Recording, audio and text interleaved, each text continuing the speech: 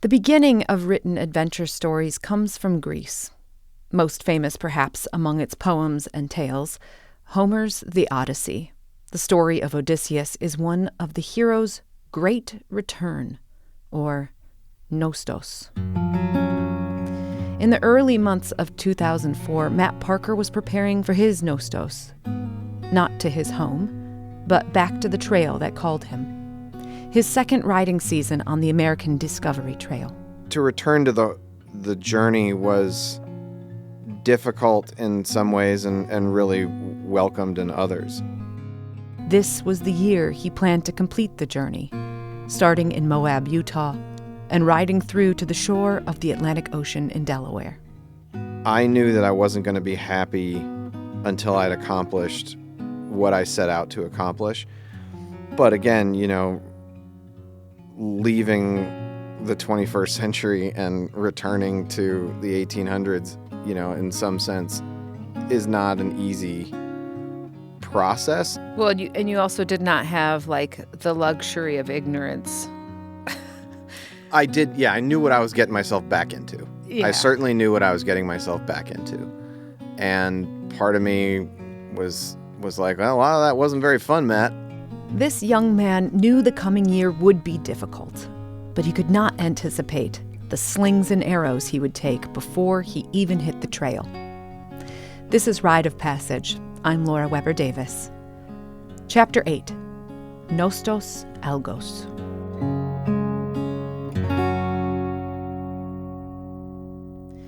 In February of 2004, Matt left his parents' home in Ann Arbor for Ole Lindgren's ranch in Anemone, Utah. Smokey had been rehomed in another town. Danny the mule had overwintered at Ole's ranch, but Matt would still need another horse.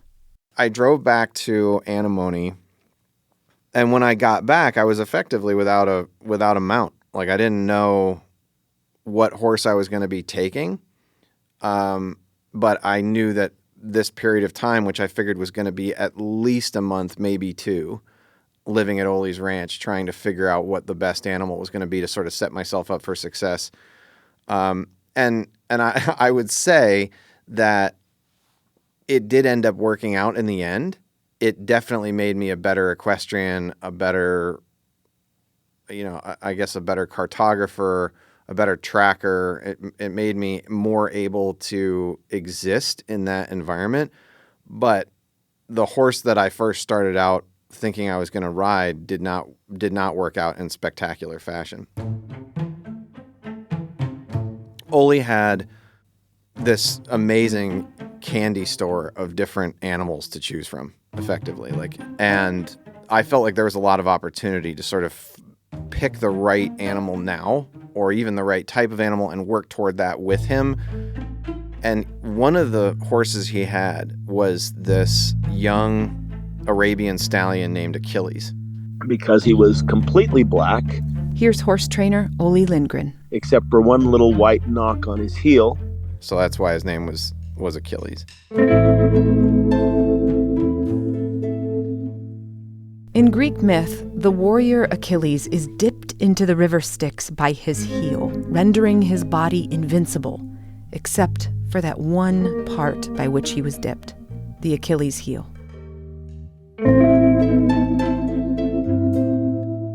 Achilles had been bred by Ole to be the perfect Arabian horse, fine-tuned for endurance and speed.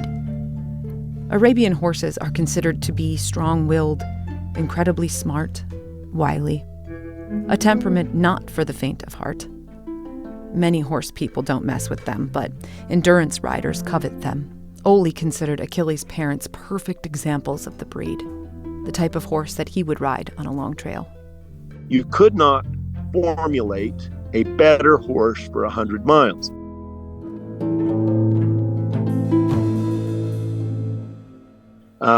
The problem was we had literally poured TNT onto dynamite, mixed it together, saying, hey, this is probably a better explosive.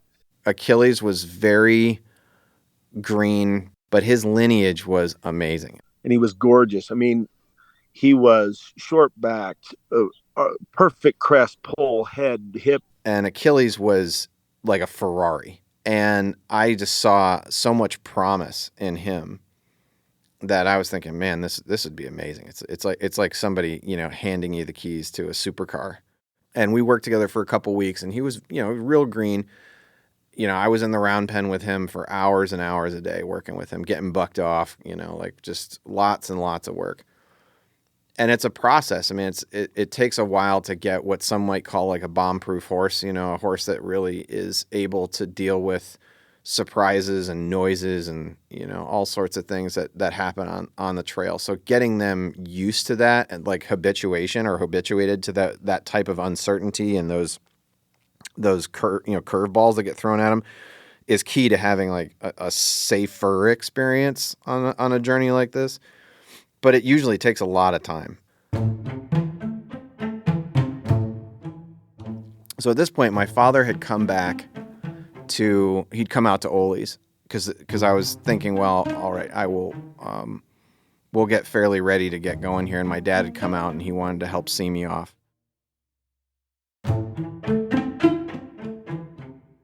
Matt and his dad discussed the trail ahead, while Matt and Ole discussed horses.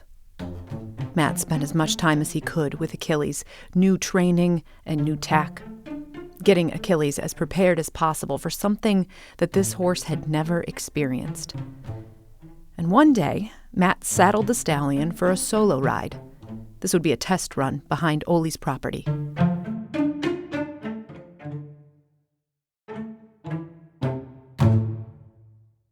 When I was on this shelf road, kind of up in the hills behind Ole's place, it was a few miles from his place, back deeper in the canyon, something happened and it spooked Achilles, and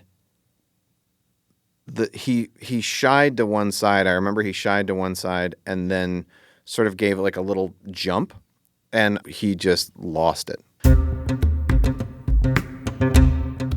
I seem to recall like a rattlesnake, but like striking near him, which sounds crazy that you don't recall that exactly, but it all happened very quickly because he shied very quickly. And I looked down and I was thinking, did I hear a rattle or something? And then once he sort of gave this little jump, like the saddle itself startled him enough that he just started losing it and he started bucking like crazy.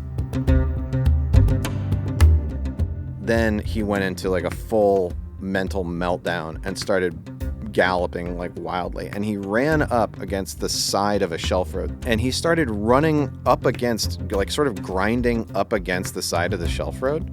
And I'm trying, my best to try and get him, back onto the road while not getting bucked off. And this is a rough, like 2-track, like rocky pitted road. And while he's riding, he's wedging the stirrup onto my foot. So my left leg is stuck in the stirrup. And there was this little, I think it was a hemlock tree, sticking out of the side of the earthen berm. And it caught me in the chest and peeled me off the back of the saddle. But my foot was stuck. So then I got dragged down the road. And I don't recall how long I got dragged down the road. My boot came off.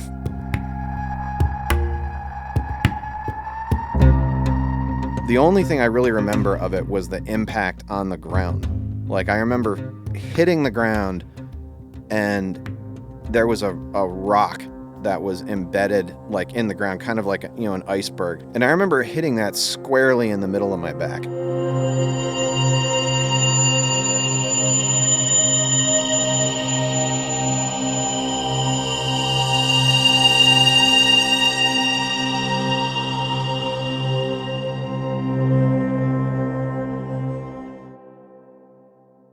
And after that, I don't remember much.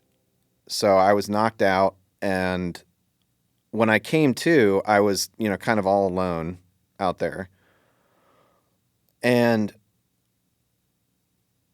I got up, and I was really bloody. Like I still have the shirt. The elbows were torn completely, and I was, from about the middle of my forearm down past my elbows, and the underside here was just shredded. my back felt really weird. Like it felt metallic. It's like if you chew on a piece of tinfoil. But I had this funny metallic feel in my back, like a 9-volt battery, And I was very achy. Obviously, I was I was probably in some degree of shock. And I walked back, and I remember while I was walking back, there was this couple that was camping back there, because there's like a little campsite, and they had seen Achilles and I ride by of this campsite. And then at some point later, they just saw the horse go galloping by, but not me on it. In the opposite direction? Back toward Ole's. Yeah, back toward Ole's. Yeah. Sure enough, like I see Achilles coming back into the yard, and he's got a boot jammed in his stirrup. And I was like, in the West, anytime you see a horse come home without a rider, you have to assume the worst, because you might have to run really fast to find out what's going on. I remember seeing my dad way off in the distance, and I could just see his white hat sort of bobbing over the mesquite and the sagebrush. I could just sort of see it, and he was sort of walking on some parallel road across the valley back toward Ole's. So I started yelling for him, and they were holding me up with, by each arm. And he heard me, and I'll never forget, like, seeing his hat off in the distance and seeing his head, like, turn toward me, this white hat, like, turn toward me, and then start coming, like, faster and faster and faster. And then when he got me, I just, like collapsed. I just, like, fell into his arms.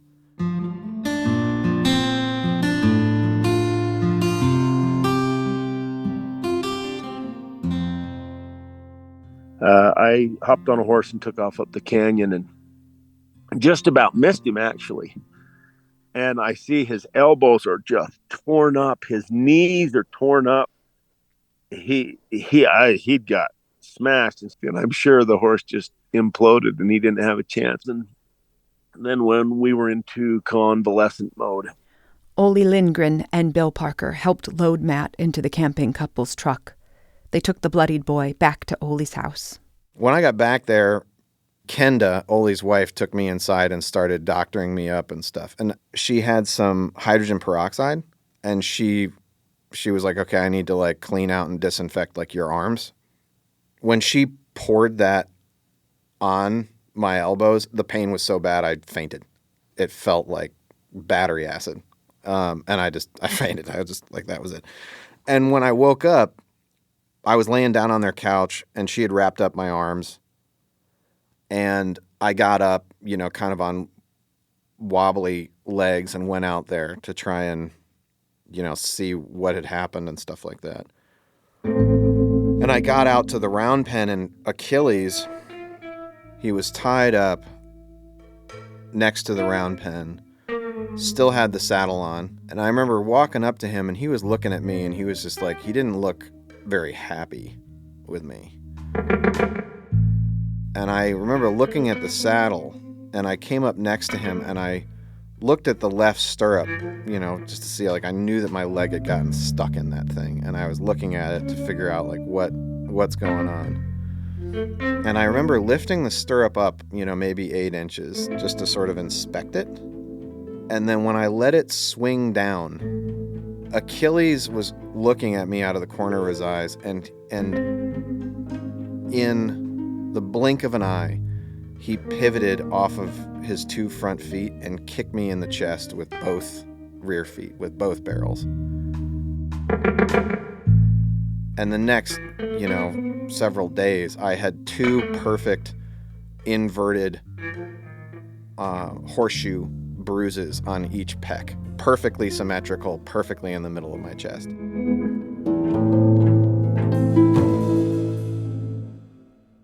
He could have killed you. Yeah. Oh, yeah, because he shot me like my dad saw it. Like, he kicked me in the chest and shot me, like, parallel to the earth, like 7 or 8 feet. Oh, my God, that hurts so bad. It just, like, launched me.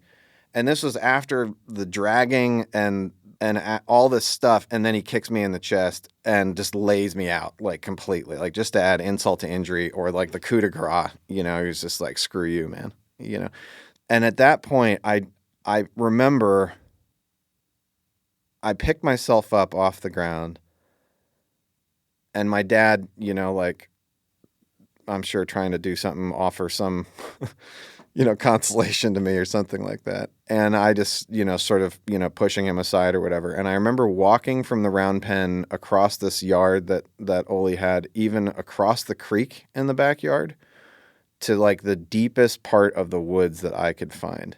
And there was this log like sitting on the ground. And I just sat there and just cried for like, I don't even know how long.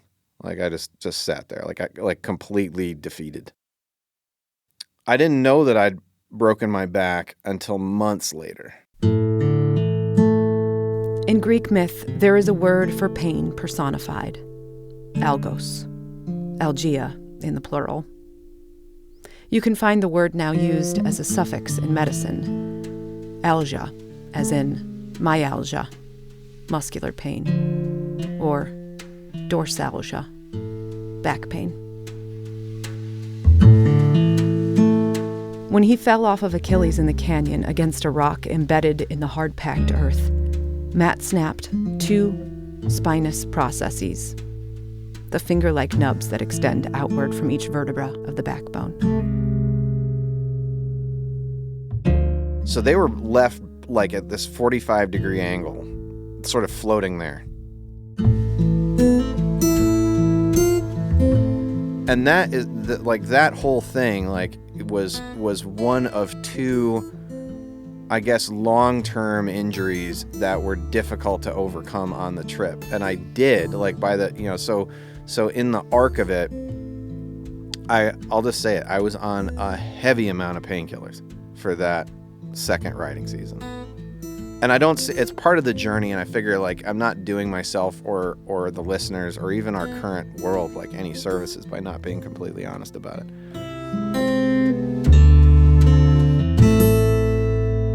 Matt had access to painkillers for a couple of reasons. The first was because of his prescription from residual pain that he experienced due to scar tissue in his hip from a hernia surgery a few years earlier. The second was because the medical opioid crisis wasn't yet recognized in America. Prescriptions were quickly written and filled for any pain. After the first riding season, I had gone to a pain specialist here in Ann Arbor, and they had given me like a can of Vicodin that was like the size of a tennis ball can. I'll never forget it. I mean, it was this massive. It felt like the size of a tennis ball can. And so I had a bunch of that with me.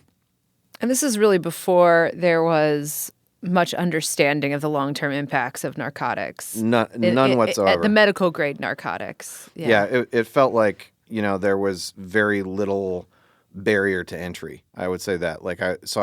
I was under the care of a pain specialist from that winter before going back to Ole's. And so at any rate, I had a bunch of Vicodin with me. So all I did was just keep taking more. Like I just, in order to function. So the short answer is like, how do you go for 6 months of riding? And I would wrap my back. Like I had like heating pads and like I would wrap myself up, but it wasn't one of those things where I went in and like, I need to get x-rays. Like I was in the middle of nowhere at Ole's place. I had the mission ahead of me. I wasn't bleeding anymore. My wounds on the outside had started to heal. And I had, like painkillers that were at the very least helping me feel better and masking what was a pretty bad injury to my back, and then the ongoing issue with my hip. So I was like, whatever. Like I just kept on going, and I was a lot younger. Yeah, I'm about to say, and you had youth. I had a lot of youth. Still, I had a lot of youth in the tank, and I was 24. So yeah, that's how I kept on going on the trip for that riding season, and that. That it was a lot to overcome at the very beginning of the trip, but for all of those obstacles, I was unable to complete the rest of the trip from where I left off in eastern Utah all the way to the East Coast. Like there I didn't do this for the good of a book or a store or a podcast. There was no conscious decision on my part, but the setup that happened, during March and April in Utah is what gave rise to, I would say, a shorter, certainly more painful, fraught ride to eastern Kansas when I finished and hitchhiked back to Michigan for Christmas. The return of pain. Nostos Algos. The return of many pains. Nostalgia. Nostalgia. Perhaps the common bond between every adventure story. The 2004 riding season would be in some ways the shortest and in some the longest of Matt's journey on the American Discovery Trail. Kansas took up weeks and weeks and weeks and weeks of that riding season. It was like where everything sort of fell apart. That's next time on Rite of Passage. I'm Laura Weber Davis. Special thanks to podcast editors Mercedes Mejia and Ronia Kabansag. The Rite of Passage theme is by Bob Scon. Thanks for listening.